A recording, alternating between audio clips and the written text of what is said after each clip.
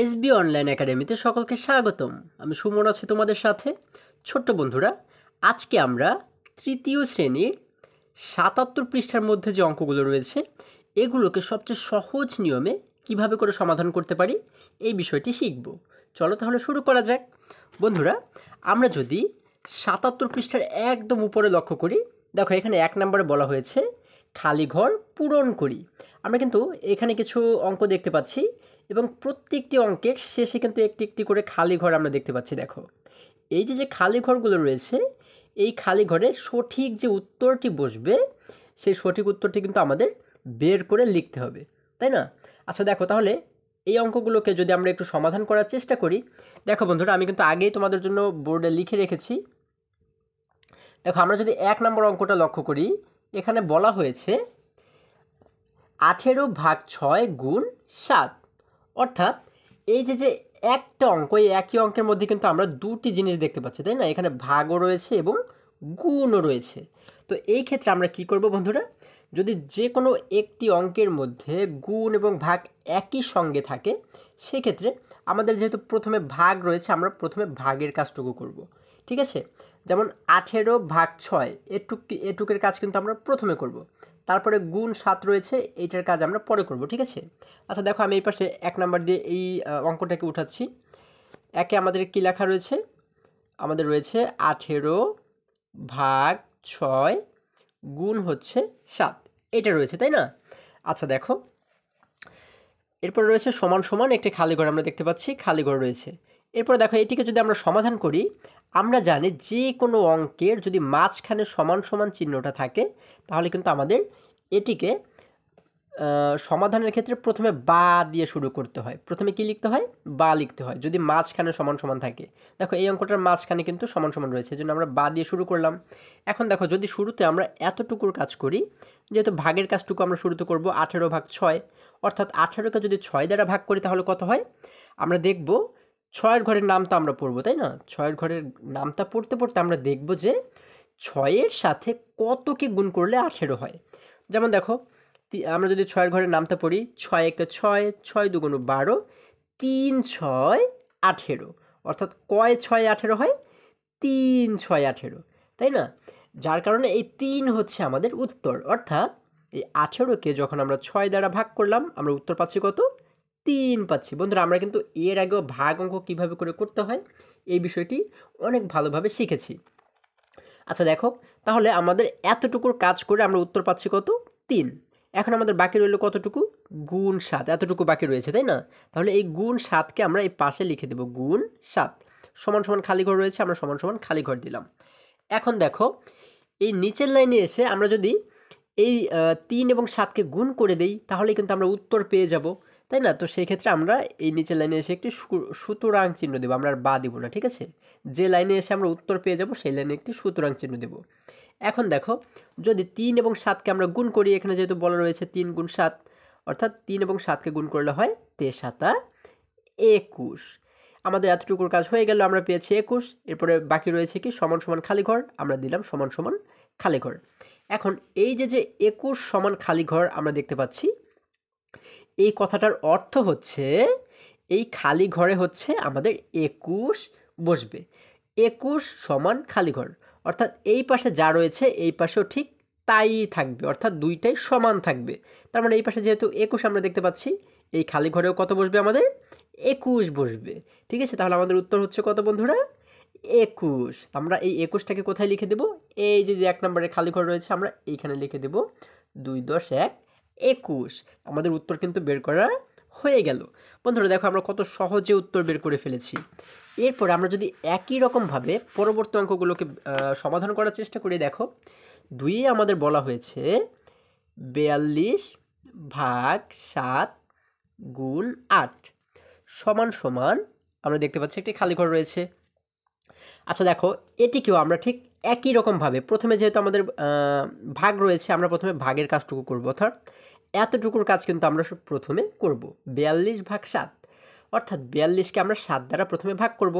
তাহলে আমরা কি লিখব? প্রথমে বা লিখব, যেহেতু মাঝখানে সমান সমান রয়েছে এজন্য আমরা কি লিখলাম বন্ধুরা? বা লিখলাম। আচ্ছা, এখন 42কে যদি 7 দ্বারা ভাগ করি আমরা কত পাই? আমরা 7-এর ঘরের গুণের নামটা যদি আমরা গণনা করি, দেখো 7 একে 7, 7 দুগুণে 14, 3 7 21, 4 7 28, 5 7 35, 6 7 42। এই দেখো আমাদের 42 কিন্তু আমরা পেয়ে গেছি। আমরা কয় 7 42 পেলাম? 6 7 42, অর্থাৎ আমাদের উত্তর হচ্ছে 6। তার মানে 42কে যখন 7 দ্বারা ভাগ করলাম আমরা উত্তর পাচ্ছি 7, তাই না? দেখো আমাদের এতটুকুর কাজ কিন্তু শেষ হয়ে গেল। এখন বাকি রইল কি?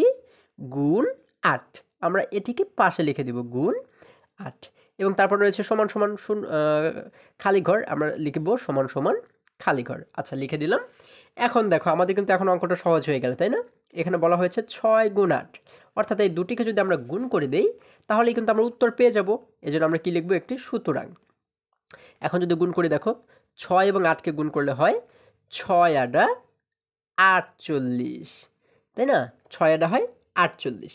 তাহলে আমরা লিখে দিলাম 48 সমান সমান খালি ঘর। আচ্ছা, তাহলে যেহেতু এখানে 48 সমান সমান খালি ঘর পাচ্ছি, তাহলে এটি দ্বারা কি বোঝানো হচ্ছে? এই যে খালি ঘর রয়েছে, এই খালি ঘরের মান হচ্ছে 48, তাই না? তাহলে এই 48কে আমরা কোথায় লিখে দিব? এইখানে দ্বিতীয়তে 2 নম্বরে যে খালি ঘরটি রয়েছে এখানে আমরা লিখে দিব 4 10 8 48। দেখো আমাদের এই অঙ্কটিও কিন্তু খুব সহজেই সমাধান করা হয়ে গেল। এরপর আমরা যদি পরবর্তী অঙ্কে চলে যাই, দেখো এখানে 3 নম্বরে বলা হয়েছে আমাদের কত রয়েছে? 15 গুণ 5। আমরা লিখলাম 15 গুণ 5 ভাগ রয়েছে 3, আমরা দিলাম ভাগ 3। এরপরে সমান সমান দিয়ে আমরা দেখতে পাচ্ছি একটি খালি ঘর রয়েছে, আমরা একটি খালি ঘর লিখে দিলাম। এখন দেখো একই রকমভাবে আমরা প্রথমে একটি বা দিলাম। এখন আমরা কি করব? দেখো আগের অঙ্ক দুটোতে কিন্তু প্রথমে আমাদের ভাগ ছিল, পরবর্তীতে গুণ ছিল, তাই না? এটিও প্রথমে ভাগ ছিল, পরবর্তীতে গুণ ছিল। কিন্তু এই অঙ্কটির ক্ষেত্রে আমরা দেখতে পাচ্ছি প্রথমে রয়েছে গুণ এবং পরে রয়েছে ভাগ। তো সেই ক্ষেত্রে আমরা কি করব? যেহেতু প্রথমে গুণ রয়েছে, আমরা প্রথমে গুণের কাজটুকুই করব, অর্থাৎ 15 গুণ 5। এই গুণের কাজটুকু যদি আমরা করি, দেখো 15কে 5 দ্বারা গুণ করলে আমরা কত পাই? আমরা আলাদা জায়গাতে গুণ করতে পারি। দেখো আলাদা জায়গাতে গুণ করে আমি তোমাদের দেখাচ্ছি। 15 লিখলাম আমরা এবং নিচে লিখব কত? 5। অর্থাৎ 15কে যদি 5 দ্বারা গুণ করি, দেখো আমরা কি করব? প্রথমে এই 5কে এই 5 দ্বারা গুণ করব। তাহলে 5 5 হয় কত?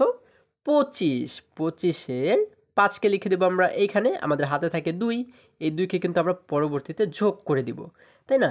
আচ্ছা, 5 দিয়ে এই 5কে গুণ করা হয়ে গেল। এখন আমরা 5 দিয়ে 1কে গুণ করব, তাই না? তাহলে 5 দিয়ে 1কে গুণ করলে পাই 5 1 5।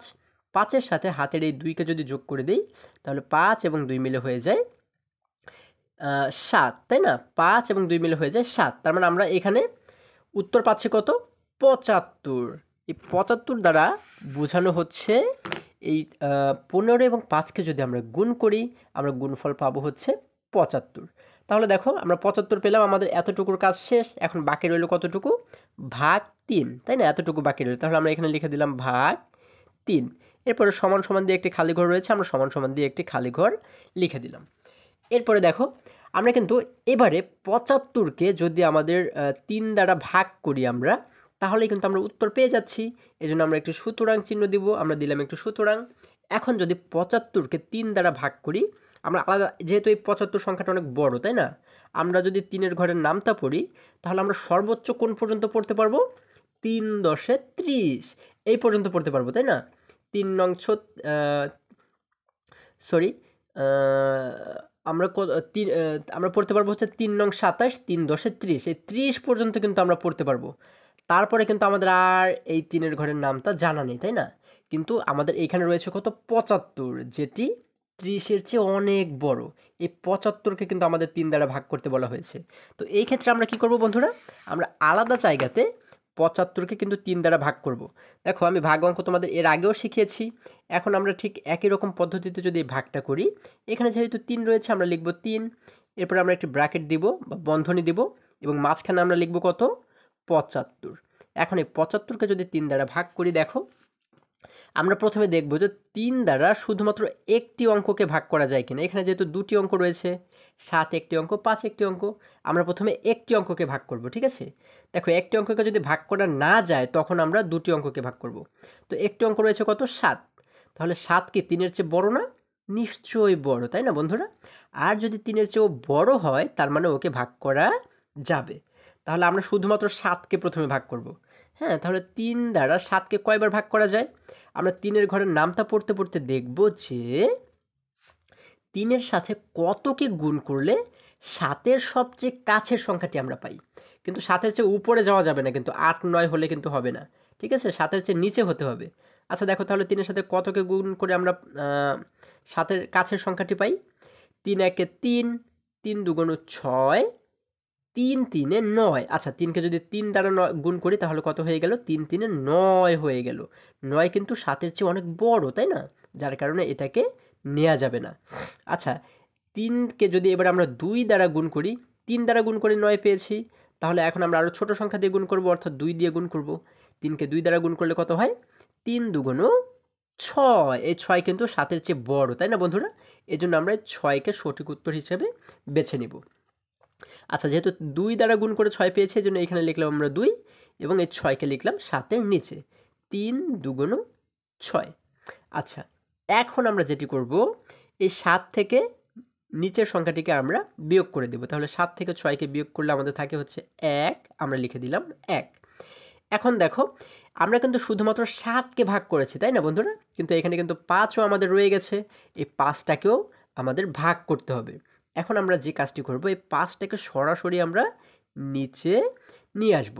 তাহলে এই 5 এবং 1 মিলে হয়ে গেল কত? এখন 15 হয়ে গেল, তাই না? এখন এই 15কে কিন্তু আবার একই রকমভাবে আমরা 3 দ্বারা ভাগ করব। তাহলে 3-এর ঘরের নামটা পড়তে পড়তে আমরা দেখব যে 3-এর সাথে কতকে গুণ করলে 15 হয়। দেখো আমরা যদি একটু বোঝার চেষ্টা করি, 3 একে 3, 3 দুগুণ 6, 3 3-এ 9, 3 4-এ 12, 3 5-এ 15। অর্থাৎ 3-এর সাথে কতকে গুণ করে আমরা 15 পাচ্ছি? 3 5-এ 15, মানে 5 গুণ করে, তাই না? তার মানে এই 5কে আমরা লিখে দেব এইখানে, এবং যে 15কে পাচ্ছি আমরা 3 5-এ 15, এই 15কে লিখে দেব আমরা এই 15-এর নিচে। এখন দেখো যদি উপরের সংখ্যা থেকে নিচের সংখ্যাকে আমরা একই রকমভাবে বিয়োগ করি, 5 থেকে 5 বিয়োগ করলে 0, 1 থেকে 1 বিয়োগ করলে 0। যখন আমাদের নিচে 0 আসবে তখন আমরা বুঝবো যে আমাদের উত্তর সঠিক হয়েছে। আচ্ছা দেখো এখন আমরা এইখানে যে 25 পাচ্ছি, এটিকে বলা হয় হচ্ছে ভাগফল, তাই না? এই 25 হচ্ছে আমাদের উত্তর। তার মানে 75কে যখন আমরা 3 দ্বারা ভাগ করলাম, আমাদের ভাগফল দাঁড়াচ্ছে 25। আমরা এই জন্য যে কাজটি করব সেটি হচ্ছে এই 25কে লিখে দেব এইখানে 25। এতটুকুর কাজ করে পেলাম 25, আমরা লিখলাম 25। বাকি রইল কি? সমান সমান খালি ঘর। আমরা সমান সমান দিয়ে একটি খালি ঘর লিখে দেব। তাহলে 25 সমান খালি ঘর, এটি দ্বারা কি বোঝায়? এই খালি ঘরের মান কত? 25, অর্থাৎ এই খালি ঘরে বসবে হচ্ছে 25। তার মানে এই 25টাকে আমরা কোথায় লিখে দেব? 3 নাম্বারে, তাই না? এখানে লিখে দেব 2 10 5 25। বন্ধুরা দেখো আমরা কিন্তু খুবই সহজে এই অঙ্কটিকেও সমাধান করে ফেললাম। এরপরে দেখো এখানে আমাদের আরও একটি অঙ্ক রয়েছে। আমরা যদি এখানে 4 নম্বর অঙ্কটাকে সমাধান করি, 4-এ আমাদের কি বলা হয়েছে? 72 ভাগ 8। আমরা লিখলাম 72 ভাগ 8 গুণ হচ্ছে 10 সমান সমান খালি ঘর, তাই না? আচ্ছা দেখো এখন যদি আমরা একটি বা দেই, এখন যেহেতু আমাদের শুরুতে ভাগ রয়েছে, পরে গুণ রয়েছে, আমরা শুরুতে অর্থাৎ এই ভাগের কাজটি করি। 72কে আমরা 8 দ্বারা ভাগ করব, তাই না? তাহলে আমরা দেখব 8-এর ঘরের নামটা পড়তে পড়তে 8-এর সাথে কতকে গুণ করলে 72 হয়। দেখো আমরা যদি গুণের নামটা পড়ি, 8 একে 8, 8 দুগুণ 16, 3 8 24, 4 8 32, 5 8 40, 6 8 48, 7 8 56, 8 8 64, 8 নং 72। দেখো আমরা কি পাচ্ছি? 8 নং 72। তাহলে 8-এর সাথে কতকে গুণ করে 72 পাচ্ছি? 9কে গুণ করে, তাই না বন্ধুরা? তার মানে হচ্ছে 72কে যখন আমরা 8 দ্বারা ভাগ করলাম, আমরা উত্তর পাচ্ছি কত? 9 পাচ্ছি। এই জন্য আমরা এখানে লিখে দিলাম 9। এরপরে বাকি রইল কি? গুণ 10। আমরা এখানে লিখে দিলাম গুণ 10। তারপরে সমান সমান খালি ঘর রয়েছে, আমরা সমান সমান দিয়ে খালি ঘর দিয়ে দিলাম। এখন দেখো আমরা এখানে সুতরাং দিয়ে যদি এই উত্তরটাকে বের করার চেষ্টা করি, 9-এর সাথে 10কে গুণ করলে কত হয়? আমরা জানি 9 10-এ 90।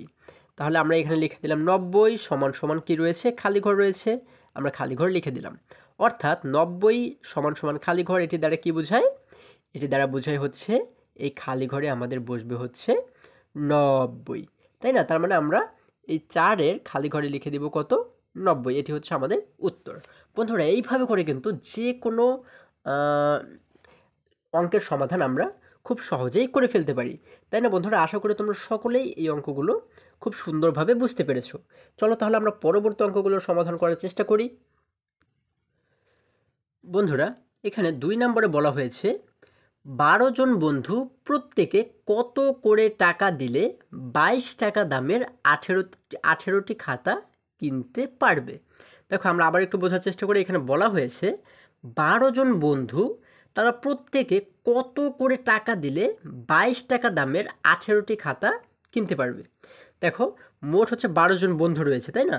এখন এই 12 জন বন্ধু মিলে কয়টি খাতা কিনবে? 18টি খাতা কিন্তু তারা কিনবে, এবং এক একটি খাতার দাম বলা হয়েছে কত টাকা?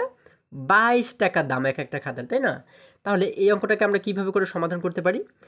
আমরা এটিকে সমাধান করতে দেখো আমরা দুটি নিয়মে হচ্ছে এটিকে সমাধান করতে পারি। প্রথমত হচ্ছে এটিকে আমরা গাণিতিক বাক্যের মাধ্যমে সমাধান করতে পারি, এবং দ্বিতীয় নিয়মটি হচ্ছে এটিকে আমরা কথার অঙ্কের মাধ্যমেও সমাধান করতে পারি। কিন্তু বন্ধুরা, আমরা এই অধ্যায়ের আগে যে অঙ্কগুলো করেছি, আমাদের যে উদাহরণগুলো এখানে বা বইতে দেয়া ছিল, আমরা সেখানে দেখেছি যে প্রত্যেকটি অঙ্ক কিন্তু গাণিতিক বাক্যের মাধ্যমে এখানে আমাদেরকে করে দেখানো হয়েছে। আর আমিও বিভিন্ন নোট বুক দেখেছি, সেখানেও আমি দেখেছি যে প্রত্যেকটি অঙ্ক কিন্তু শুরুতে আমাদের গাণিতিক বাক্যের মাধ্যমে সমাধান করা হয়েছে। হ্যাঁ, এবং পরবর্তীতে বা বিকল্প পদ্ধতি হিসাবে আমাদের কথার অঙ্কের মাধ্যমে করে দেখানো হয়েছে। তো সেই ক্ষেত্রে আমরাও এই অঙ্কগুলোকে আজকে গাণিতিক বাক্যের মাধ্যমে কিভাবে সমাধান করতে পারি সেই বিষয়টি শিখব। ঠিক আছে? আচ্ছা দেখো, আমরা যদি গাণিতিক বাক্যের মাধ্যমে সমাধান করি। আচ্ছা, গাণিতিক বাক্যটাকে আমি বারবার তোমাদের এর আগেও বলেছি যে গাণিতিক বাক্যটা কি?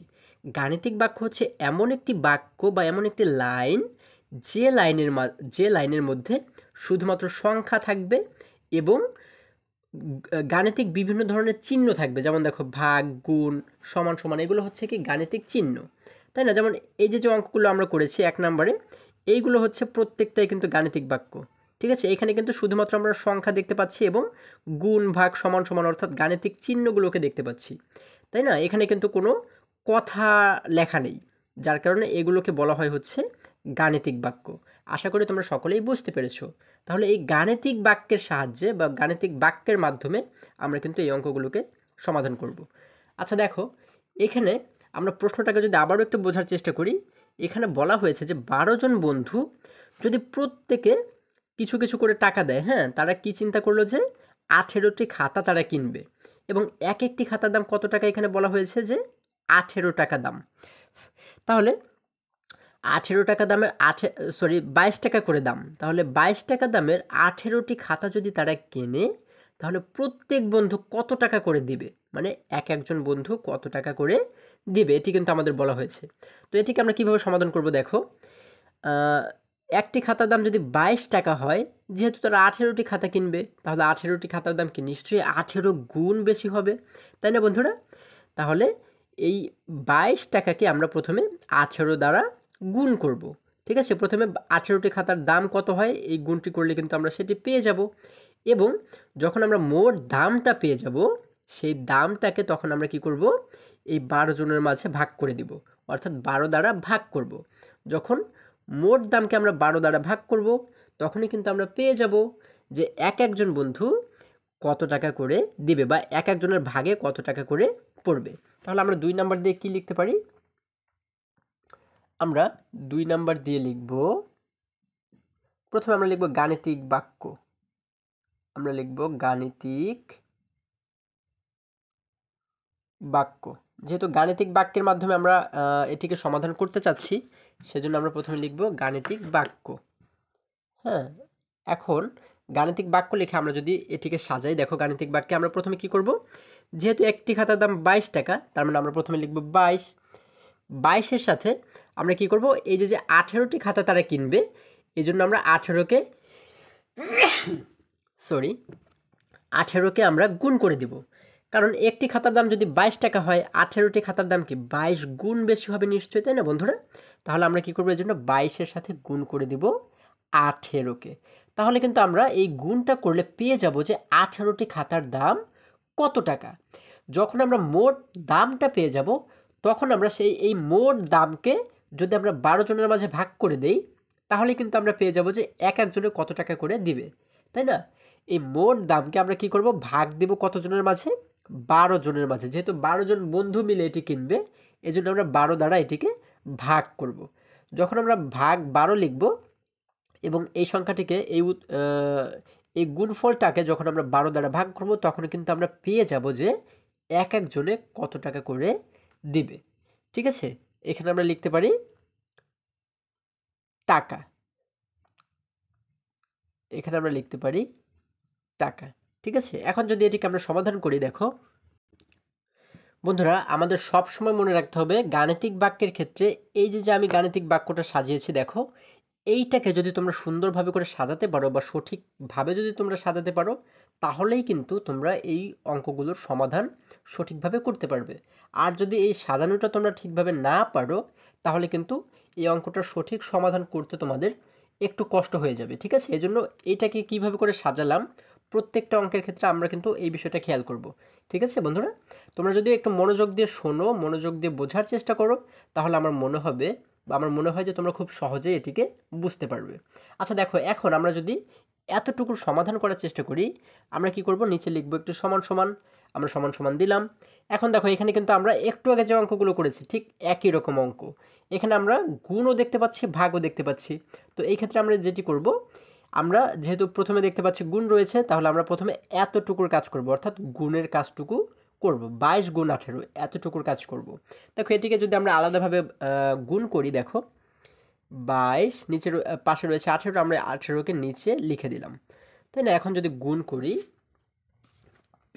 দেখো আমরা এই গুণের ক্ষেত্রে যে কাজটি করব, এই যে নিচে 18 রয়েছে, 18-এর 8 দ্বারা প্রথমে এই উপরের দুটি সংখ্যাকে গুণ করব এবং তারপরে 1 দ্বারা আমরা উপরের দুটি সংখ্যাকে গুণ করব। ঠিক আছে, আমরা পালা করে করব। প্রথমে 8 দ্বারা, দেখো 8 দ্বারা প্রথমে 2কে গুণ করব, তারপরে 8 দ্বারা আমরা এই 2কে গুণ করব। আচ্ছা দেখো, যদি প্রথমে 8 দ্বারা গুণ করে, আমরা ধরে নিচ্ছি যে এই 1 নেই, হ্যাঁ, শুধুমাত্র 8 রয়েছে, তাহলে এই ক্ষেত্রে আমরা অঙ্কটাকে যেভাবে করে সমাধান করতাম ঠিক সেইভাবে করে করব। দেখো, 8কে 2 দ্বারা গুণ করলে কত হয়, 8 দুগুণ 16, 16-র 6কে লিখবো এখানে, হাতে থাকে আমাদের 1। এরপরে 8কে যদি এই 2 দ্বারা গুণ করি, 8 দুগুণ হয় আবারও 16, 16-র সাথে হাতের এই 1কে যোগ করে দিলে হয়ে যায় 17, তাই না? আমরা কিন্তু পুরো 17কে এবারে লিখে দেব, হাতে কিন্তু আর কিছুই রাখবো না, কারণ এই 2-এর এই পাশে কিন্তু আর কিছুই নেই। যদি এখানে আরও সংখ্যা থাকতো তাহলে কিন্তু আমরা হাতে রাখতাম। ঠিক আছে, আচ্ছা আমরা পুরো 17কে লিখে দিলাম। দেখো, এখন কিন্তু আমাদের 8 দ্বারা গুণ করা হয়ে গেল, বাকি রইল কি, এই যে 1, তাই না বন্ধুরা? এখন আমরা একই রকমভাবে এই 1 দ্বারা উপরের এই দুটি অঙ্ককেই আমরা গুণ করব। এখন যখন আমরা 1 দ্বারা গুণ করব, এই গুণফলটাকে আমরা লিখে দেব নিচের লাইনে। মনে থাকবে তোমাদের, এই নিচের লাইনে লিখে দেব কিন্তু। ঠিক আছে, আচ্ছা আর আমাদের আরেকটি বিষয় যেটি মনে রাখতে হবে, সেটি হচ্ছে যখন আমরা নিচের লাইনে গুণফলটা লিখব, আমাদের একদম শুরুতে একটি শূন্য দিয়ে, ডান সাইডে একটি শূন্য দিয়ে শুরু করতে হবে। এটি তোমাদের সবসময় মনে রাখতে হবে। হ্যাঁ, নিচের লাইনে যখন আমরা গুণফল লিখব, ডান পাশে শূন্য দিয়ে শুরু করতে হবে। এখন আমরা গুণ করা শুরু করি। দেখো, 1 দ্বারা যদি 2কে গুণ করি, তাহলে কত হয়, 2 একে 2, হাতে আমাদের কিছু নেই। এরপরে এই 1 দ্বারা এই 2কে গুণ করলে হয় 2 একে 2, আমরা পাচ্ছি কত, 220। এখন দেখো, আমরা এই যে 176 পেয়েছি এবং 220 পেয়েছি, এই দুটো সংখ্যাকে আমরা এবারে যোগ করে দিব। ঠিক আছে, যদি দুটো সংখ্যাকে আমরা যোগ করে দিই, দেখো 6 এবং 0 মিলে হয় 6, 7 এবং 2 মিলে হয় 9, 1 এবং 2 মিলে হয় 3, অর্থাৎ আমরা এখানে কত পাচ্ছি, মোট 396। তার মানে আমরা এখানে লিখে দিব 396। দেখো, 396 যখন আমরা লিখলাম, তার মানে আমাদের এতটুকুর কাজ কিন্তু হয়ে গেল। বাকি রইল কি, ভাগ 12। তার মানে আমরা এখন এখানে লিখব ভাগ 12, তাই না? এখন যদি দেখো 396কে আমরা 12 দ্বারা যদি ভাগ করি, দেখো আমরা আলাদা জায়গাতে ভাগটা করব, যেহেতু এখানে 12 রয়েছে, আমরা প্রথমে লিখব 12। এরপরে 396কে আমরা কোথায় লিখব, আমরা এটিকে লিখব হচ্ছে মাঝখানে, তাই না, 396। এখন দেখো, এইখানে আমরা যেহেতু 12 দেখতে পাচ্ছি, তার মানে 12-র ঘরের নামটা পড়ে কিন্তু আমাদের এই অঙ্কটিকে সমাধান করতে হবে, তাই না? কিন্তু দেখো, আমাদের যাদের 12-র ঘরের নামটা না জানা আছে বা আমরা যারা জানি না, তারা আমরা কিভাবে করে সমাধান করব, আজকে আমরা এই সহজ নিয়মটি শিখব। ঠিক আছে বন্ধুরা?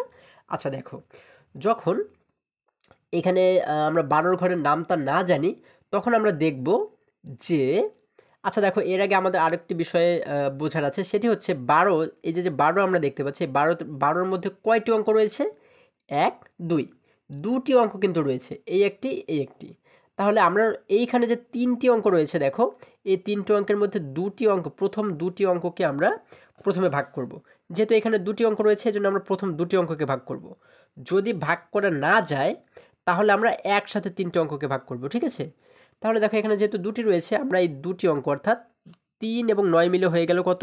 ৩৯। এই ৩৯কে আমরা প্রথমে ১২ দ্বারা ভাগ করব। হ্যাঁ, তাহলে আমরা দেখব যে ১২-র সাথে, যেহেতু আমাদের ১২ ঘরের নামটা আমাদের জানা নেই, এজন্য আমরা দেখব যে ১২-র সাথে কতকে গুণ করলে ৩৯-এর সবচেয়ে কাছের সংখ্যাটি আমরা পাই। হ্যাঁ, ৩৯-এর চেয়ে ছোট হলে সমস্যা নেই, কিন্তু ৩৯-এর চেয়ে বড় হওয়া যাবে না। তাহলে ১২-র সাথে কতকে গুণ করলে আমরা ৩৯-এর সবচেয়ে কাছের সংখ্যাটি পাই? আমরা ১২কে যদি একটু গুণ করে দেখি, আমরা ৩ দিয়ে প্রথমে একটু গুণ করি। হ্যাঁ, আমরা ৩ দিয়ে গুণ করে দেখি যে কত হয়। দেখো, ৩ দুগুণে হয় ৬, ৩ একে হয় ৩, আমরা পাচ্ছি হচ্ছে ৩৬। তাহলে ১২কে ৩ দ্বারা গুণ করে পাচ্ছি আমরা ৩৬। আমাদের এখানে রয়েছে ৩৯। তার মানে আমরা ৩কে যদি এবারে ৪ দিয়ে গুণ করে দেখি তো কত হয়? দেখো, ১২ গুণ ৪, ৪ দুগুণে হয় ৮, এবং ৪ একে হয় ৪, হয়ে যায় কিন্তু আমাদের ৪৮। অর্থাৎ এই ৪৮ কিন্তু ৩৯-এর চেয়ে বড় হয়ে যায়। কিন্তু আমি কি বলেছি? বড়টাকে কিন্তু নেওয়া যাবে না, আমরা নিব হচ্ছে ছোটটাকে। ৩৯-এর চেয়ে ছোট যে, তাকে নিব। তাহলে ছোট হচ্ছে কত? আমরা পাই হচ্ছে ৩৬, অর্থাৎ ৩ দিয়ে গুণ করে পাই আমরা ৩৬। যেহেতু ৩ দিয়ে গুণ করে আমরা ৩৬ পাই, এই জন্য ৩কে লিখে দিব আমরা এইখানে, এবং এই ৩৬কে লিখবো আমরা ৩৯-এর নিচে। অর্থাৎ ৩ × হয় ৩৬। ঠিক আছে, আমরা ৩৬কে লিখলাম এখানে। এখন উপরের সংখ্যা থেকে যদি নিচের সংখ্যাকে আমরা বিয়োগ করে দিই, দেখো উপরে যে ৩৯ রয়েছে, এই ৩৯ থেকে যদি ৩৬কে আমরা বিয়োগ করে দেই, দেখো ৯ থেকে ৬কে বিয়োগ করলে থাকে হচ্ছে আমাদের ৩, ৩ থেকে ৩কে বিয়োগ করলে কিন্তু কিছুই থাকে না, অর্থাৎ ০। আমরা জানি প্রথম ০ লিখতে হয় না, এই জন্য আমরা লিখলাম না। আমাদের রইল শুধুমাত্র ৩, তাই না বন্ধুরা? এখন দেখো, এই পাশে যে ৬ রয়েছে, এই ৬টাকে কিন্তু ভাগ করা এখনও বাকি আছে, তাই না? তাহলে এই ৬টাকে আমরা সরাসরি নিচে নামিয়ে আনবো। দেখো, নিচে নামালে ওরা দুজনে মিলে হয়ে গেল কত? এখন কত হয়ে গেল বন্ধুরা? ৩৬, তাই না? এখন আমরা দেখব যে ১২-র সাথে কতকে গুণ করলে ৩৬ হয়। দেখো, আমরা কিন্তু একবার একটু আগে গুণ করেছি, একবার গুণ করে দেখেছি ১২-র সাথে ৩কে গুণ করলে হয় ৩৬, তাই না? তোমরা আবারও প্রয়োজনে গুণ করে দেখতে পারো। ১২-র সাথে কতকে গুণ করে ৩৬ হয়? ৩কে গুণ করে যেহেতু ৩৬ হয়, তাহলে আমরা এখানে লিখবো আবারও ৩, এবং এইখানে লিখে দিব ৩৬, অর্থাৎ ৩ × ৩৬। আমরা দেখো, এবারে যদি উপরের সংখ্যা থেকে নিচের সংখ্যা বিয়োগ করে দেই, ৬ থেকে ৬ বিয়োগ করলে ০, ৩ থেকে ৩ বিয়োগ করলে ০। যেহেতু আমরা ০ ০ পেয়ে গেছি, তার মানে আমাদের উত্তর দাঁড়াচ্ছে হচ্ছে কত?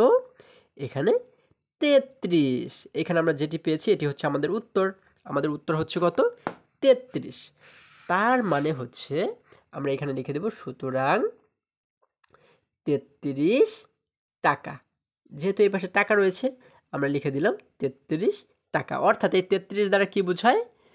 এক একজন বন্ধু কিন্তু ৩৩ টাকা করে দিবে। ঠিক আছে, ১৮টি খাতা কিনতে যে টাকার প্রয়োজন, তাতে এক একজন বন্ধু কত টাকা করে দিবে? ৩৩ টাকা করে দিবে। আমরা উত্তর দিয়ে লিখব, উত্তর লিখব ৩৩ টাকা। আশা করি সকলেই তোমরা বুঝতে পেরেছো। বন্ধুরা, এরপর আমরা যদি পরের অঙ্কে চলে যাই, বন্ধুরা এখানে আমাদের ৩ নম্বরে বলা হয়েছে ৫০০ টাকার ৩টি নোট ১৫ জনের মধ্যে ভাগ করে দিলে প্রত্যেকে কত কত করে টাকা পাবে।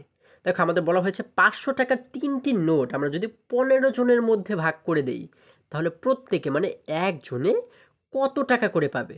আচ্ছা, এটিকে আমরা তাহলে গাণিতিক বাক্যের মাধ্যমে কিভাবে সমাধান করতে পারি?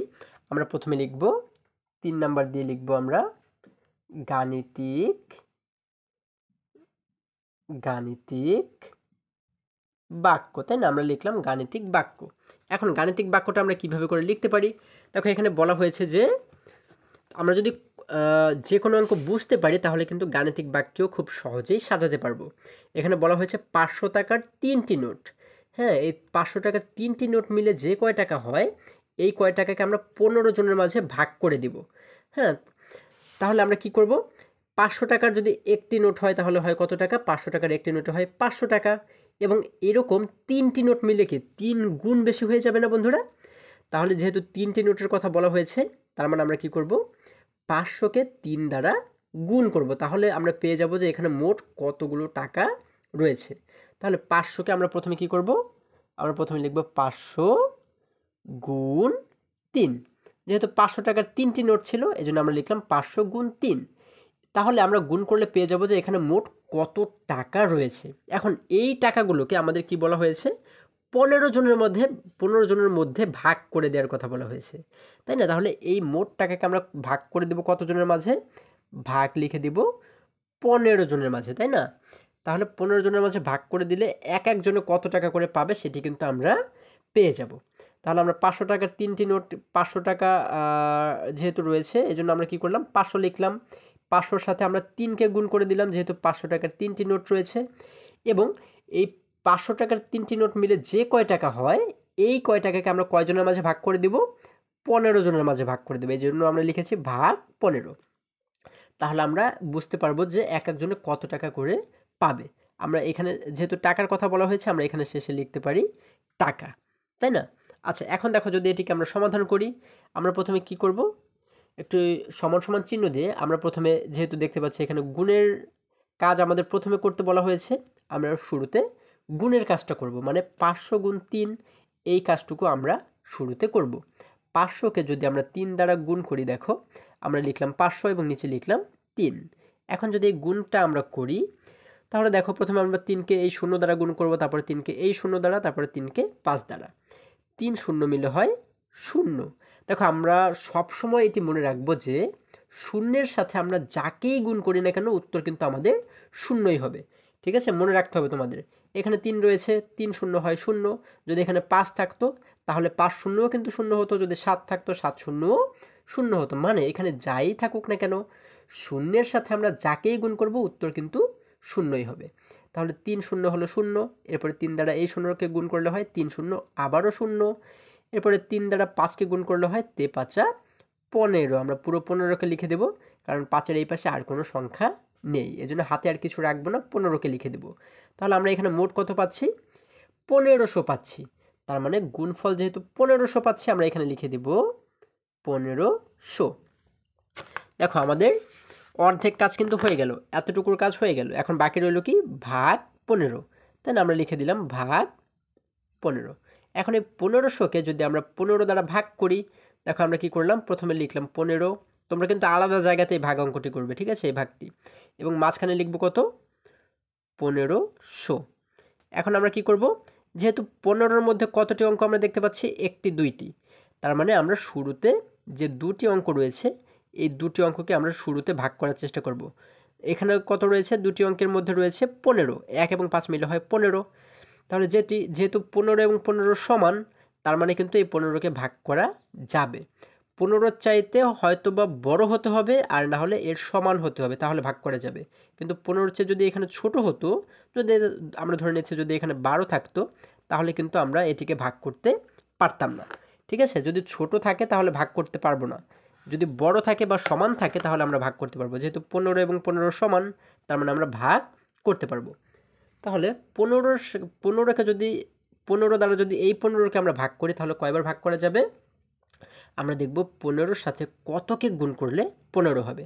আমরা জানি 15 1 15, তাই না? 15-র সাথে যদি আমরা 1কে গুণ করে দিই তাহলে কত হয়? 5 1 5, 1 1 1, মানে 15ই হয়। তার মানে 1কে গুণ করে যেহেতু আমরা 15 পাচ্ছি, তার মানে এই 1কে লিখে দেবো আমরা এইখানে, এবং এই 15কে লিখে দেব এই 15-র নিচে, তাই না বন্ধুরা? এরপরে দেখো যদি উপরের সংখ্যা থেকে নিচের সংখ্যাটাকে আমরা বিয়োগ করে দেই, 5 থেকে 5 গেলে থাকে 0, 1 থেকে 1 গেলে হয় 0। আমরা কিন্তু কিছুই পাচ্ছি না, 0 0 পাচ্ছি। এখন দেখো এইখানে যে দুইটি শূন্য কিন্তু আমরা দেখতে পাচ্ছি, তাই না? এই শূন্যগুলোকে যদি আমরা নিচে নামাই, তাহলে আমরা কি দেখব? এই শূন্যটাকে প্রথমে আমরা নিচে নামালাম, এই দেখো এখানে যখন আমরা দেখলাম যে এখানে 0 রয়েছে, তাহলে এই শূন্যটাকে কিন্তু আমরা 15 দ্বারা ভাগ করব। তাহলে আমরা কি জানি? আমরা জানি যে যে কোনো সংখ্যাকে যদি আমরা 0 দ্বারা গুণ করি, আমাদের উত্তর কিন্তু শূন্যই হয়। অথবা দেখো এই অঙ্কটির ক্ষেত্রে আমরা যে কাজটি করতে পারি বন্ধুরা, আমাদের এতটুকু আর করা লাগবে না, শেষের টুকু আমাদের করার দরকার নেই। যদি আমরা দেখি যে কোনো অঙ্কের, দেখো এখানে কিন্তু আমাদের 1500 ছিল, এইখানে 15কে আমাদের ভাগ করা হয়ে গেছে। এখন যদি দেখি আমাদের শেষে আরও 2টি শূন্য বাকি রয়েছে বা 3টি শূন্য বাকি রয়েছে, তাহলে এই 2টি শূন্য আমরা এইখানে পাশে লিখে দিতে পারি। তাহলে আমাদের এই বাকিটুকু আর করার কোনো দরকার নেই। ঠিক আছে, এটা হচ্ছে সহজ নিয়মে বা সংক্ষেপে আমরা শুধুমাত্র শূন্যের ক্ষেত্রে এইভাবে করে উত্তরটা কিন্তু আমরা ধরে নিতে পারি বা বের করতে পারি। যেহেতু এখানে 2টি শূন্য বাকি রয়েছে, এজন্য আমরা এখানে 2টি শূন্য লিখে দেব। যদি এখানে 3টি শূন্য থাকতো তাহলে আমরা এখানে 3টি শূন্য লিখে দিব। ঠিক আছে, যদি আবার এখানে দেখো শূন্য আছে, এখানে যদি এই শূন্যের জায়গায় যদি 1 থাকতো তাহলে কিন্তু আমরা এইভাবে করে করতে পারতাম না। এটি কিন্তু মনে রাখতে হবে, যেহেতু শেষে শুধুমাত্র শূন্য রয়েছে আর কোনো সংখ্যা নেই, এজন্য আমরা এই 2টি শূন্যকে এইখানে আমরা উত্তরের জায়গায় নিয়ে আসতে পারি। ঠিক আছে, এটা হচ্ছে সংক্ষিপ্ত একটা পদ্ধতি আর কি। বুঝতে পেরেছো? আচ্ছা, তাহলে আমরা এখানে ভাগ করে কত পেলাম? আমরা এখানে পেলাম হচ্ছে 100। এই 100টাকে আমরা লিখে দিব এইখানে, তাই না? এই 100টাই কিন্তু আমাদের উত্তর। অর্থাৎ এই 1500কে যখন আমরা 15 দ্বারা ভাগ করলাম তখন আমরা উত্তর পাচ্ছি কত? 100 টাকা। তার মানে হচ্ছে আমাদের প্রশ্নে যে বলা হয়েছিল যে 50 টাকার 3টি নোট যখন আমরা 15 জনের মাঝে ভাগ করে দিয়েছি তখন প্রত্যেকে কত টাকা করে পাবে? 100 টাকা করে কিন্তু পাবে। ঠিক আছে, তাহলে আমরা উত্তর দিয়ে কি লিখব? আমরা উত্তর দিয়ে লিখব 100 টাকা করে পাবে, অথবা 100 টাকা এতটুকু লিখলেও আমাদের চলবে। আশা করি তোমরা সকলেই এই অঙ্কটিও বুঝতে পেরেছো। বন্ধুরা, আমরা যদি পরবর্তী অঙ্কে চলে যাই, আমরা 4 নম্বরে দেখতে পাচ্ছি 63 জন বন্ধু 50 টাকা হারে চাঁদা তুলে 9টি অসহায় পরিবারের মধ্যে বিতরণ করলে প্রত্যেক পরিবার কত টাকা করে পাবে? বলা হয়েছে 63 জন বন্ধু তারা 50 টাকা করে চাঁদা দিয়েছে, এক একজনে 50 টাকা করে চাঁদা দিয়েছে, এবং এই মোট 63 জন টাকা দেওয়াতে মোট যে টাকা হলো, এই টাকাগুলো তারা কি করলো? 9টি অসহায় পরিবারের মধ্যে বিতরণ করলো বা ভাগ করে দিল। তাহলে প্রত্যেকে কত টাকা করে পাবে? তাহলে আমাদের এই ক্ষেত্রে কি করতে হবে? যেহেতু 63 জন বন্ধু 50 টাকা করে দিয়েছে, তাহলে 50 টাকা করে দিলে নিশ্চয়ই কি 50 গুণ বেশি হবে, তাই না? তাহলে আমরা কি করব? এই 63কে 50 দ্বারা প্রথমে গুণ করব, তাহলে আমরা পেয়ে যাব যে মোট কত টাকা জমা হলো। হ্যাঁ, এরপরে এই মোট টাকাকে আমরা কি করব?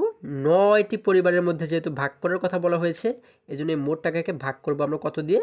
9 দিয়ে। তাহলে আমরা পেয়ে যাব যে এক এক পরিবার বা প্রত্যেক পরিবার কত টাকা করে পেল, তাই না বন্ধুরা? তাহলে আমরা 4 নাম্বার দিয়ে লিখব, 4 নাম্বার দিয়ে আমরা লিখব গাণিতিক বাক্য।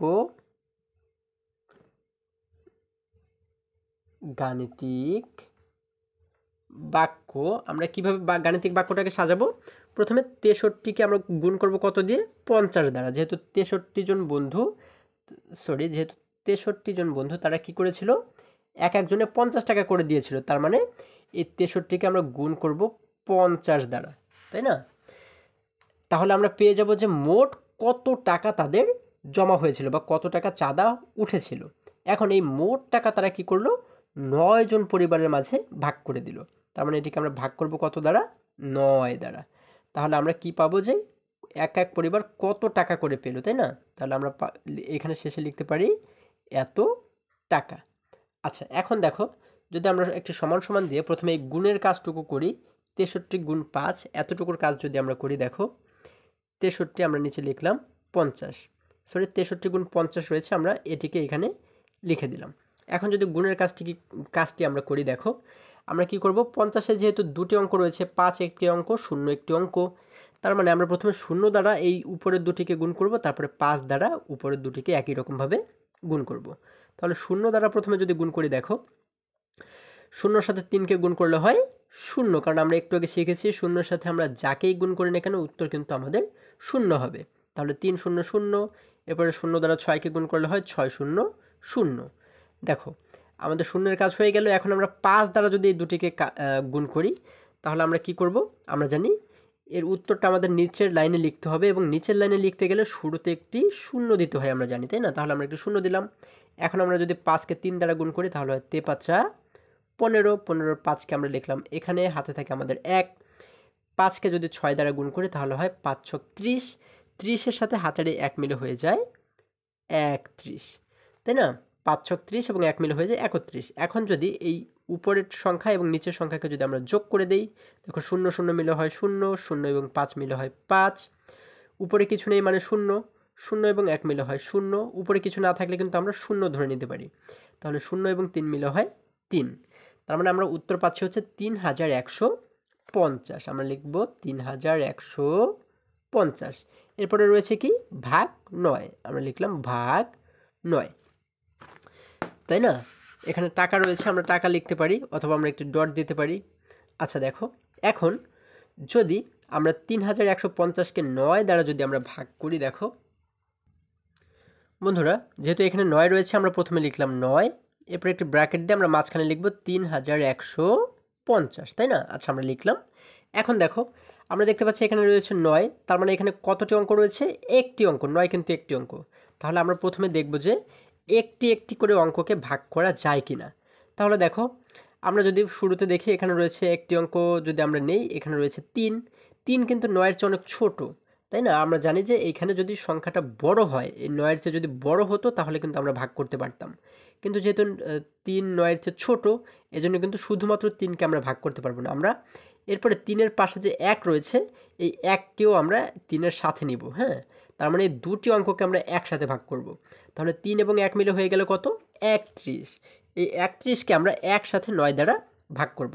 তাহলে আমরা যদি 9-এর ঘরে নামতা পড়ি, আমরা দেখব যে 9-এর সাথে কতকে গুণ করলে 31-এর সবচেয়ে কাছের সংখ্যাটি আমরা পাই।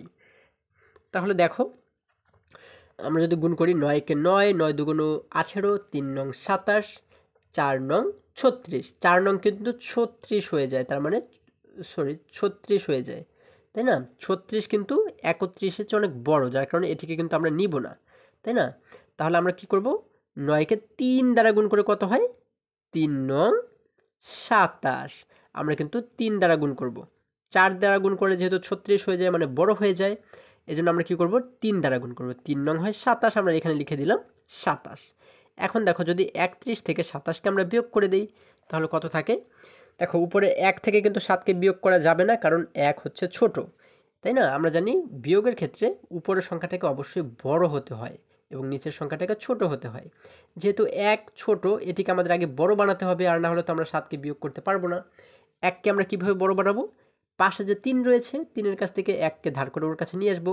তাহলে ও আগে ছিল 1, যখন এই 3-এর কাছ থেকে 1কে ধার করে ওর কাছে নিয়ে আসলাম, ও হয়ে গেল এখন 11। এখন কিন্তু 7-এর চেয়ে বড় হয়ে গেছে দেখো। তাহলে 11 থেকে 7কে বিয়োগ করলে থাকে হচ্ছে কত? আমাদের 4 থাকে, তাই না? আমরা লিখে দিলাম 4। এরপরে দেখো এখানে আমরা যে 3 দেখতে পাচ্ছি, এখানে কি 3 রয়েছে?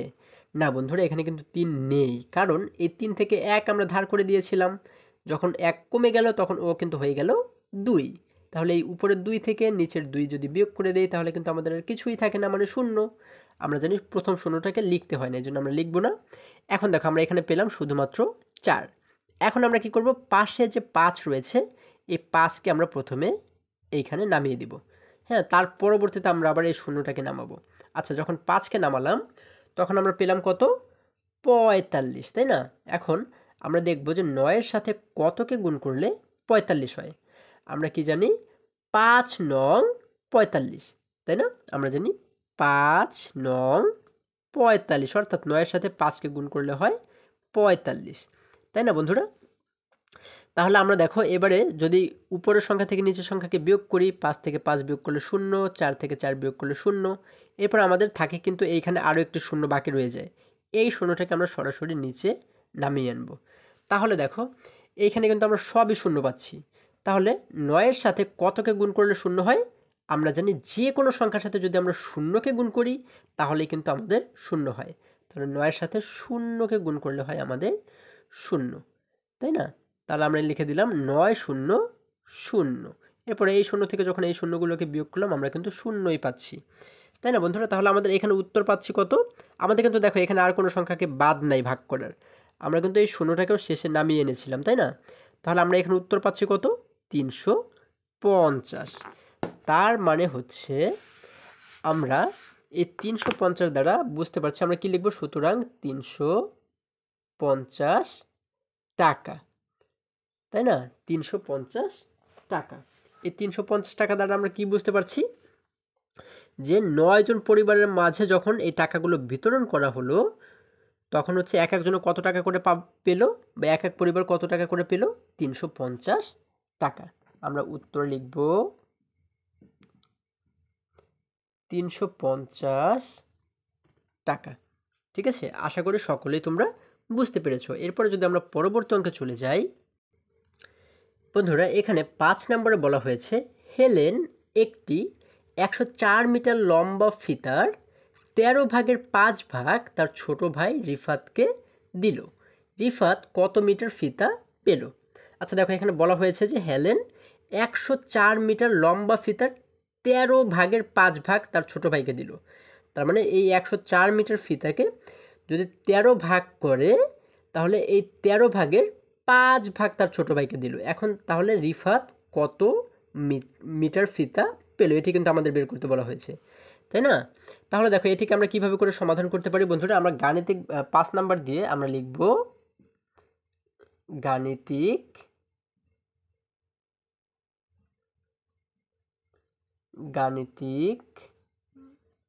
বাক্য, তাই না? এখন এই গাণিতিক বাক্যটাকে আমরা কিভাবে করে লিখব, যেহেতু 104 মিটার একটি ফিতা, তাই না? এটিকে প্রথমে কি বলা হয়েছে, 13 ভাগ 13 ভাগ করতে বলা হয়েছে। কিন্তু দেখো বলা হয়েছে 104 মিটার ফিতার 13 ভাগের 5 ভাগ। তাহলে প্রথমে আমরা এই 104 মিটারকে 13টা ভাগ করব। হ্যাঁ, 104 মিটারকে আমরা কি করব, ভাগ করব কত ভাগ? 13 ভাগ। যখন আমরা 13 ভাগ করলাম এই 104 মিটারকে, তখন আমরা কি পেলাম, 13 ভাগ করলে কিন্তু আমরা পাবো যে এখানে এক এক মিটারে কতটুকু করে রয়েছে, তাই না? সরি, মানে এক এক ভাগে কত মিটার করে রয়েছে। এই 104 মিটারকে যখন আমরা 13 ভাগ করলাম, দেখো এই যে আমরা ধরে নিচ্ছি এটি একটি ফিতা, হ্যাঁ, এটি হচ্ছে কতটুকু, 104 মিটার। এই ফিতাটার দৈর্ঘ্য হচ্ছে 104 মিটার। এটিকে যখন আমরা 13টা ভাগ করলাম, একটি দুইটি, এই যে একটি দুইটি তিনটি চারটি, এইভাবে করে যখন আমরা 13টা ভাগ করব, তখন আমরা কি পেয়ে যাব, যে এক এক ভাগে এই একটি ভাগ, এই একটি ভাগ, এই এক এক ভাগে কতটুকু করে ফিতা রয়েছে এটি কিন্তু পেয়ে যাব, তাই না? তাহলে এক এক ভাগে যা পাবো আমরা, এরকম কয় ভাগ দেয়া হয়েছে তার ছোট ভাইকে, এরকম কিন্তু 5 ভাগ দেয়া হয়েছে, তাই না? তাহলে এই ভাগটা করলে আমরা কিন্তু পাবো যে এক ভাগে কতটুকু করে ফিতা রয়েছে। তাহলে এক ভাগে যা রয়েছে তার কি বলা হয়েছে, কয় ভাগ দেয়া হয়েছে, তার কিন্তু 5 ভাগ ছোট ভাইকে দেওয়া হয়েছে। তাহলে এক ভাগে যা থাকবে তার চেয়ে 5 ভাগে কি 5 গুণ বেশি থাকবে না? তাহলে আমরা কি করব, এই এক ভাগের সাথে আমরা গুণ করে দেব কতকে, 5কে। ঠিক আছে, তাহলে দেখো 104 মিটার ফিতাকে যখন আমরা 13 দ্বারা ভাগ করলে আমরা পেয়ে যাব যে এক ভাগে কতটুকু থাকে। হ্যাঁ, এতটুকুর কাজ করলে আমরা পাবো এক ভাগে কতটুকু ফিতা থাকে। তোমরা ভালো করে বোঝার চেষ্টা করো। তাহলে এক ভাগে যা থাকে তার চেয়ে কি 5 ভাগে 5 গুণ বেশি থাকবে না? যেহেতু তার ছোট ভাইকে সে 5 ভাগ দিয়েছিল, হ্যাঁ, তার মানে কি করব, আমরা এই এক ভাগের সাথে গুণ করে দেব কত, 5। যেহেতু 5 ভাগ তার ছোট ভাইকে দেওয়া হয়েছিল, এই জন্য আমরা লিখলাম গুণ 5। তাহলে এত মিটার হচ্ছে ছোট ভাই পাবে, তাই না? এখন দেখো, যদি আমরা এই অঙ্কটিকে সমাধান করি, আমরা একটু সমান সমান চিহ্ন দিলাম। এখন শুরুতে আমরা যদি এতটুকুর কাজ করি, অর্থাৎ ভাগের কাজটুকু যদি আমরা করি, 104 ভাগ 13, তাহলে আমরা প্রথমে লিখলাম 13 এবং আমরা 104কে রাখলাম মাঝখানে। এখন দেখো 13-র মধ্যে কতটি অঙ্ক রয়েছে, একটি দুইটি। তার মানে আমরা প্রথমে যদি এখানে দুইটি অঙ্ককে ভাগ করার চেষ্টা করি, 1 এবং 0, তাহলে 1 এবং 0 মিলে হয়ে গেল কত, 10। আমরা কি 13 দ্বারা 10কে ভাগ করতে পারি? ভাগ করতে কিন্তু পারবো না, কারণ 10 কিন্তু ছোট, 13-র চেয়ে ছোট। ও যদি বড় হতো 13-র চেয়ে, তাহলে কিন্তু আমরা ভাগ করতে পারতাম। যেহেতু ছোট, তার মানে 10কে আমরা ভাগ করতে পারবো না। আমরা পুরো 3টি অঙ্ককে একসাথে ভাগ করব, অর্থাৎ 104 যে হয় 3টি মিলে, এই 104কে কিন্তু আমরা একত্রে 13 দ্বারা ভাগ করব। হ্যাঁ, তাহলে আমরা কিভাবে ভাগ করব? আমরা দেখব যে 13-র সাথে কতকে গুণ করলে 104 হয়। তাহলে দেখো, আমরা যদি 13-র সাথে একটু গুণ করে দেখি, আমরা দেখো যদি আমরা শুরুতে আমরা কিন্তু এখানে যেটি আমাদের সন্দেহ মনে হবে আমরা কিন্তু সেই সংখ্যা দিয়ে গুণ করে দেখতে পারি, তাই না? যেমন ধরো আমরা ৮ দিয়ে যদি একটু গুণ করার চেষ্টা করি, আমার মনে হচ্ছে যে ৮ দিয়ে মিলতে পারে, আমরা যদি অনুমান করে একটু গুণ করার চেষ্টা করি। তোমাদের যদি মনে হয় যে ৭ দিয়ে মিলতে পারে তোমরা ৭ দিয়ে করে দেখতে পারো, যদি মনে হয় যে ৬ দিয়ে মিলতে পারে ৬ দিয়ে গুণ করে দেখতে পারো। তবে মোট কথা হচ্ছে যে আমাদের মিলাতে হবে ১০৪-এর সাথে, ঠিক আছে? দেখো ৮ দিয়ে যদি গুণ করি, তেয়াডা ২৪, ২৪-এর ৪কে লিখবো আমরা এইখানে, হাতে থাকে আমাদের ২। এরপরে দেখো ৮ দ্বারা যদি ১কে গুণ করি তাহলে হয় ৮ একে ৮, ৮-এর সাথে ২কে যোগ করে দিলে বা হাতের এই ২ নিলে হয়ে যায় ১০। দেখো ৮ একে ৮, ৮-এর সাথে এই হাতের ২ মিলে হয়ে যায় ১০। তার মানে আমাদের মোট হয়ে গেল কত? ১০৪। দেখো এই ১০৪-এর সাথে কিন্তু এটি মিলে যাচ্ছে। তার মানে ১৩কে কত দ্বারা গুণ করে আমরা ১০৪ পাচ্ছি? ৮ দ্বারা। তাহলে এই ৮কে লিখবো আমরা এইখানে এবং নিচে লিখে দেবো ১০৪, তাই না? তাহলে উপরের সংখ্যা থেকে নিচের সংখ্যা বিয়োগ করলে কত পাই?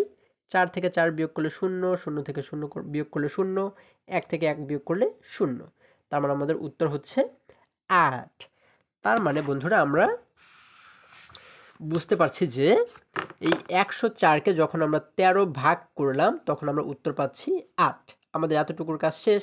তাহলে এই ৮ দ্বারা বুঝতে পারছি যে এক অংশে যখন আমরা ১৩টা ভাগ করেছি তাহলে এক ভাগে কত মিটার করে ফিতা রয়েছে? ৮ মিটার। তাহলে এরকম কয়টি ভাগ তার ভাইকে দেওয়া হয়েছিল? এরকম কিন্তু ৫টি ভাগ দেওয়া হয়েছিল, তাই না? অর্থাৎ এই জন্য আমরা ৮-এর সাথে গুণ করব কত? ৫কে। অর্থাৎ এই যে গুণ ৫ রয়েছে আমরা লিখে দেব গুণ ৫ মিটার। হ্যাঁ, আচ্ছা এখন দেখো যদি আমরা ৮ এবং ৫কে গুণ করি তাহলে কত হয়ে যায়? ৫ আডা ৪০। তাহলে আমরা এখানে লিখে দেব সুতরাং ৪০ মিটার। আমরা সংক্ষেপেও মিটার লিখতে পারি অথবা পুরো মিটারও লিখতে পারি। তার মানে ছোট ভাইকে দেওয়া হয়েছিল কত মিটার? ৪০ মিটার। আমরা উত্তর দিয়ে লিখব ৪০ মিটার। তাহলে কিন্তু আমাদের অঙ্কটি সমাধান করা হয়ে গেল। বন্ধুরা আমরা যদি পরবর্তী অঙ্কে চলে যাই, বন্ধুরা আমরা ৬ নম্বরে দেখতে পাচ্ছি এখানে বলা হয়েছে ৯৯ টাকার ৯ ভাগের ৪ ভাগ কত টাকা? দেখো বলা হয়েছে ৯৯ টাকার ৯ ভাগের ৪ ভাগ কত টাকা, অর্থাৎ ৯৯ টাকাকে যদি আমরা ৯টা ভাগ করি, হ্যাঁ, তাহলে আমরা কিন্তু পেয়ে যাব যে এক এক ভাগে কত টাকা করে পড়েছে। হ্যাঁ, এবং এই এক ভাগকে আমরা এরকম এক এক ভাগে যা পেয়েছি আমরা এই এক ভাগের মতো করে যদি ৪টা ভাগকে আমরা এক করি তাহলে মোট কত টাকা হবে। অর্থাৎ দেখো এই ৯৯ টাকাকে যদি আমরা প্রথমে ৯ দ্বারা ভাগ করি, যেহেতু বলা হয়েছে ৯৯ টাকার ৯ ভাগের ৪ ভাগ, আমরা ৯৯ ভাগ ৯ লিখব এবং তারপরে আমরা কিন্তু ভাগ করলে পেয়ে যাব যে এক এক ভাগে কত টাকা করে থাকবে, তাই না? তাহলে এক ভাগে যা থাকবে এর চেয়ে ৪ ভাগে কি আরও বেশি থাকবে না? যেহেতু ৪ ভাগে কত হয় বা কত টাকা হয় সেটা আমাদের বের করতে বলা হয়েছে, তার মানে কিন্তু আমরা সেই টাকার সাথে গুণ করে দেব ৪কে। দেখো আমি এখানে লিখছি তাহলে তোমরা আরও ভালো বুঝতে পারবে। আমরা লিখব গাণিতিক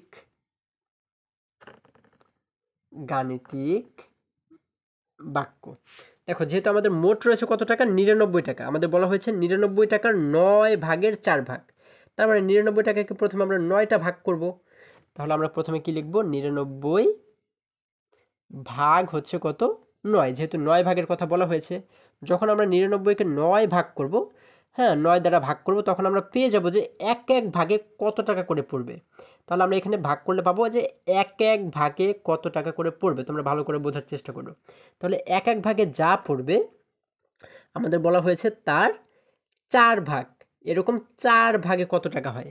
তার মানে এক এক ভাগে যা পড়বে তার চেয়ে ৪ ভাগে কি ৪ গুণ বেশি পড়বে না? এজন্য আমরা কি করব? এখানে গুণ দিয়ে লিখে দেব আমরা ৪।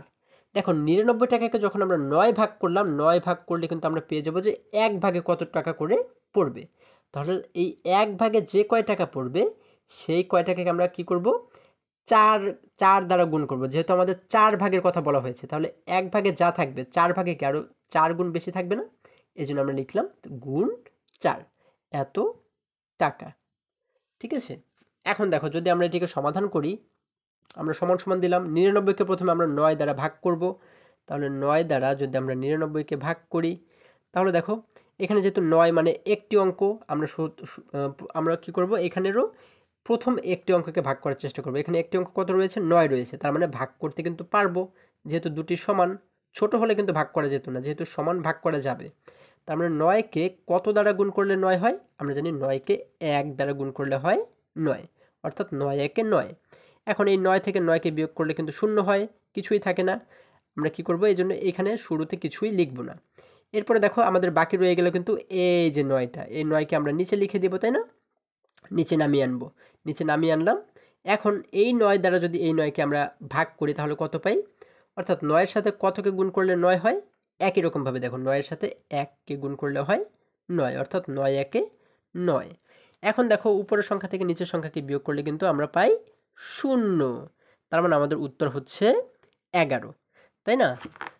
অর্থাৎ এই 99 টাকাকে যখন আমরা 9 ভাগ করলাম, আমরা এক ভাগে পেলাম কত টাকা, 11 টাকা। এই জন্য আমরা লিখে দিলাম 11। তাহলে 1 ভাগে যদি 11 টাকা হয়, 4 ভাগে কত টাকা হয় সেটি আমাদের বের করতে বলা হয়েছে। তার মানে কি 1 ভাগে 11 টাকা হলে 4 ভাগে কি 4 গুণ বেশি হবে না? এই জন্য আমরা লিখব 4 গুণ 4, অর্থাৎ 11 গুণ 4।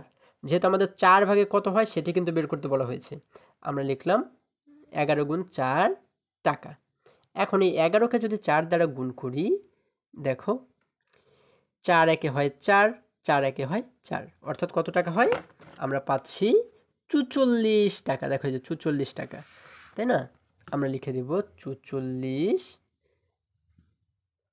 টাকা। এটি কিন্তু আমাদের উত্তর। হ্যাঁ, আমরা উত্তর দিয়ে লিখব 44 টাকা। আশা করি তোমরা সকলেই খুব সহজেই অঙ্কটি বুঝতে পেরেছো। বন্ধুরা, আমরা যদি পরবর্তী অঙ্কে চলে যাই, বন্ধুরা আমরা যদি 7 নম্বর অঙ্কটা লক্ষ্য করি, দেখো এখানে বলা হয়েছে সালমা, সরি, এখানে আমাদের বলা হয়েছে সালমা 112 কিলোমিটার পথের 14 ভাগের 13 ভাগ বাসে যায় এবং বাকি পথ হেঁটে যায়। সে কত পথ বাসে যায়? দেখো আমাদের বলা হয়েছে সালমা 112 কিলোমিটার পথের, মোট পথ হচ্ছে 112 কিলোমিটার। হ্যাঁ, এই 112 কিলোমিটার পথের 14 ভাগের 13 ভাগ সে বাসে যায়। তাহলে সে কত পথ সে বাসে যায় সেটি কিন্তু আমাদের বের করতে বলা হয়েছে। এখানে বলা হয়েছে 112 কিলোমিটারের 14 ভাগের, তার মানে কি করতে হবে, 112কে আমাদের 14 ভাগ করতে হবে, মানে 112 ভাগ 14। যখন আমরা 14 দ্বারা ভাগ করব তখন আমরা পেয়ে যাব যে 1 ভাগে কতটুকু পথ হয়। তাহলে 1 ভাগে যতটুকু পথ হয়, এরকম সে 13টা ভাগ পথ সে বাসে করে যায়। তার মানে কি 1 ভাগে যা হবে 13 ভাগে কি তার 13 গুণ বেশি হবে না? তাহলে কি করব, আমরা শেষে গিয়ে এই 13কে আমরা কি করে দেব, গুণ করে দেব, তাই না? 112 এর সাথে ভাগ করব হচ্ছে 14কে, তারপরে হচ্ছে এই 14 পাশে লিখে দেব গুণ 13, তাই না? তাহলে আমরা 7 নাম্বার দিয়ে কি লিখব, আমরা 7 নাম্বার দিয়ে লিখব গাণিতিক বাক্য, গাণিতিক বাক্য আমরা কি লিখব, যেহেতু মোট 112 কিলোমিটার পথ, এই জন্য আমরা লিখব 112 কিলোমিটার। এই 112 কিলোমিটার পথের সে 14 ভাগ বলে হয়েছে, যে 14 ভাগের 13 ভাগ, তাই না? তাহলে আমরা প্রথমে 112 কিলোমিটারকে আমরা 14 ভাগ করব, আমরা ভাগ লিখব কত, 14, অর্থাৎ 14 দ্বারা এটিকে ভাগ করব। যখন আমরা 14 ভাগ করব এই 112 কিলোমিটারকে, তখন কিন্তু আমরা পেয়ে যাব যে 1 ভাগে কত মিটার পড়বে বা কত কিলোমিটার পড়বে, তাই না? তাহলে 1 ভাগে যা পড়বে এরকম 13 ভাগ পথ সে কী করে বাসে যায়। তার মানে 1 ভাগে যা পড়বে 13 ভাগে কি আরও 13 গুণ বেশি পড়বে না? তাহলে এই 1 ভাগে যা পড়বে এর সাথে আমরা গুণ করে দেব কতকে, 13কে, তাই না? তাহলে আমরা পেয়ে যাব যে সে বাসে কত কিলোমিটার পথ সে যায়, তাই না বন্ধুরা? তাহলে আমরা এখানে লিখে দিতে পারি কিলোমিটার। আমি সংক্ষেপে লিখলাম কিলোমিটার, তোমরা পুরোটাই লিখতে পারো কিন্তু কিলোমিটার। হ্যাঁ, এখন দেখো যদি আমরা এটিকে সমাধান করে আমরা একটু সমান সমান দিলাম, 112কে যদি প্রথমে আমরা 14 দ্বারা ভাগ করি, আমরা প্রথমে লিখব 14 এবং মাঝখানে লিখব কত, 112। এখন এখানে 14-র মধ্যে আমরা কতটি অঙ্ক দেখতে পাচ্ছি, একটি, দুইটি। তাহলে প্রথমে যদি আমরা এখানে দুটি অঙ্ককে ভাগ করার চেষ্টা করি, দুটি অঙ্ক মিলে হয়ে যায় কত, 11, তাই না? তাহলে 11কে আমরা ভাগ করতে পারবো 14 দ্বারা? পারবো না, কারণ 11 ছোট। এটি যদি 14-র চেয়ে বড় হতো তাহলে কিন্তু ভাগ করতে পারতাম, যেহেতু ছোট এজন্য আমরা কি করব, একসাথে 3টে অঙ্ককে ভাগ করব, মানে 112কে আমরা একসাথে 14 দ্বারা ভাগ করব। তাহলে আমরা কি দেখব যে 14র সাথে কতকে গুণ করলে 112 হয়। তাহলে আমরা যদি আলাদা জায়গায় একটু গুণ করি, দেখো 14র সাথে কতকে গুণ করলে 112 হয়। যদি আমরা ধরো 6 দ্বারা গুণ করি তাহলে কত হয়, 4 ছক 24, তাই না? 24-এর 4কে লিখলাম আমরা এখানে, হাতে থাকে আমাদের 2। এরপরে দেখো 6 একে 6, 6-এর সাথে হাতের যদি 2 আমরা যোগ করে দিই তাহলে 6 এবং 2 মিলে হয়ে যায় 8। অর্থাৎ এখানে আমরা পাচ্ছি হচ্ছে 84, কিন্তু আমাদের দরকার হচ্ছে কত, 112 দরকার। তার মানে 6-এর চেয়ে আরও বড় সংখ্যা দিয়ে কিন্তু আমাদের গুণ করতে হবে। তাহলে দেখো যদি আমরা, আমার মনে হয় 7 দিয়ে গুণ করলেও হবে না, 8 দিয়ে যদি আমরা গুণ করে দেখি, দেখো 14কে যদি আমরা 8 দিয়ে গুণ করে দেখি, দেখো আমরা 8কে প্রথমে 4 দ্বারা গুণ করব, তাহলে আমরা কি পাই, 4 এ 8,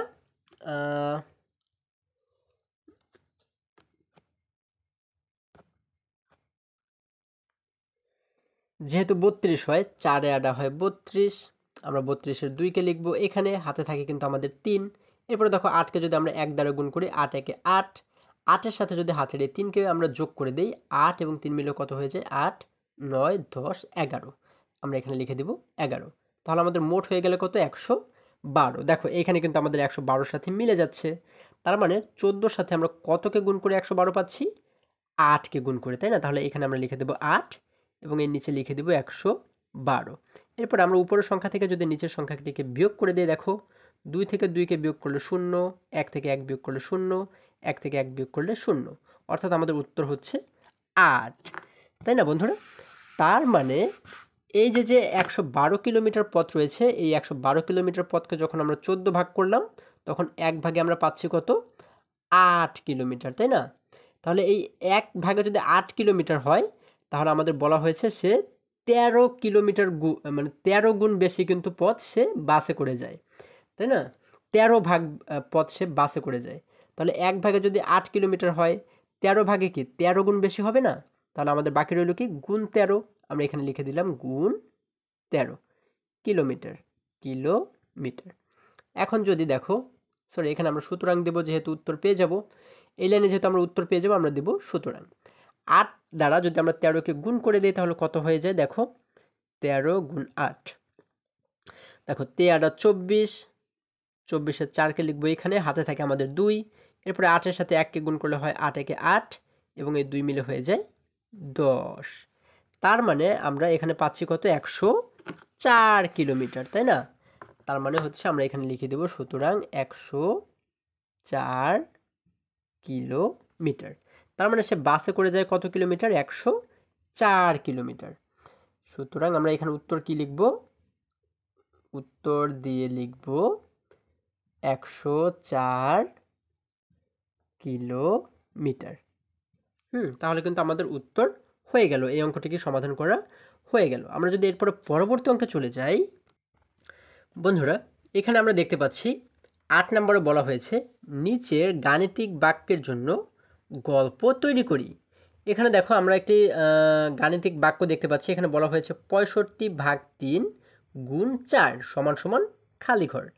এই যে একটি গাণিতিক বাক্য আমরা দেখতে পাচ্ছি, এই গাণিতিক বাক্যটিকে ব্যবহার করে আমাদের কিন্তু একটি গল্প তৈরি করতে বলা হয়েছে। যেমন দেখো এই যে আমরা এতগুলো অঙ্ক এই পর্যন্ত করলাম, এখানে কিন্তু প্রত্যেকটি অঙ্ক গল্প আকারে সাজানো আছে, তাই না? তাহলে এইরকমভাবে করে আমাদের এই সংখ্যাগুলোকে ব্যবহার করে বা এই গাণিতিক বাক্যটিকে ব্যবহার করে এই যে খালি ঘর আমরা দেখতে পাচ্ছি, এই ঘরে কিন্তু আমাদের একটি গল্প তৈরি করতে বলা হয়েছে। হ্যাঁ, দেখো তোমরা কিন্তু এটিকে তোমাদের নিজের মতো করে গল্প তৈরি করতে পারো। যেমন যদি ধরো আমরা এইভাবে করে বললাম যে 65 টাকার 13 ভাগের 4 ভাগ কত টাকা। আচ্ছা দেখো এটিকে আমরা কিভাবে করে বানালাম, 65কে যেহেতু প্রথমে আমাদের 13 দিয়ে ভাগ করতে বলা হয়েছে, এজন্য আমরা বললাম যে 65 টাকার 13 ভাগের, হ্যাঁ, এরপরে যেহেতু গুণ 4 রয়েছে, তার মানে 13 ভাগের 4 ভাগ কত টাকা হয়। এটা একটা প্রশ্ন কিন্তু আমরা করতে পারি।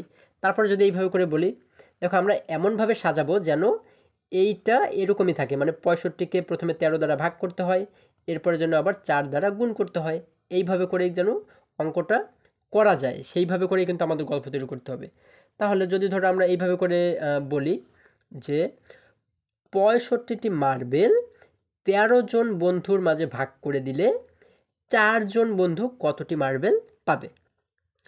হ্যাঁ, এই দেখো 65টি মার্বেল আমাদের আছে। আমরা কি করব, 65টি মার্বেল 13 জনের মাঝে ভাগ করে দিলে, তার মানে কিন্তু 13 দ্বারা ভাগ করতে হবে। 13 জনের মাঝে ভাগ করে দিলে 4 জনে কতটি করে মার্বেল পাবে? দেখো, যখন ভাগ করব 13 দ্বারা তখন কিন্তু আমরা পেয়ে যাব যে 1 জনে কতটি করে পাবে। এর সাথে যখন আমরা 4কে গুণ করব তখন কিন্তু আমরা পেয়ে যাব যে 4 জনে কতটি করে মার্বেল পাবে। তাহলে এইভাবে করে আমরা লিখতে পারি 65টি মার্বেল 13 জনের মাঝে ভাগ করে দিলে 4 জনে কতটি করে পাবে। এইভাবে করে দেখো, আমি যেমন দুটি তোমাদের গল্প তৈরি করে বললাম, তোমরা কিন্তু এইভাবে করে এই সংখ্যাগুলো ব্যবহার করে নিজেদের মতো করে গল্প তৈরি করতে পারো। হ্যাঁ, গল্প তৈরি করে তোমরা এইখানে সেটি লিখে দিবে, তাহলে কিন্তু আমাদের এই অঙ্কটি করা হয়ে যাবে। বন্ধুরা, আজকের এই ভিডিওটা আমাদের একটু বড় হয়ে গেছে, কিন্তু আমি সবসময় চেষ্টা করি তোমাদেরকে সুন্দরভাবে বোঝানোর জন্য, এই জন্য হয়তো অনেক সময় অনেক ভিডিও বড় হয়ে যায়। তো আশা করি আজকের এই পৃষ্ঠার সমস্ত ভিডিওগুলো, সমস্ত প্রশ্নের সমাধানগুলো তোমরা খুব সুন্দরভাবে বুঝতে পেরেছো। বন্ধুরা, আজকে আমাদের এই পর্যন্তই, আবারও দেখা হবে পরবর্তী ভিডিওতে।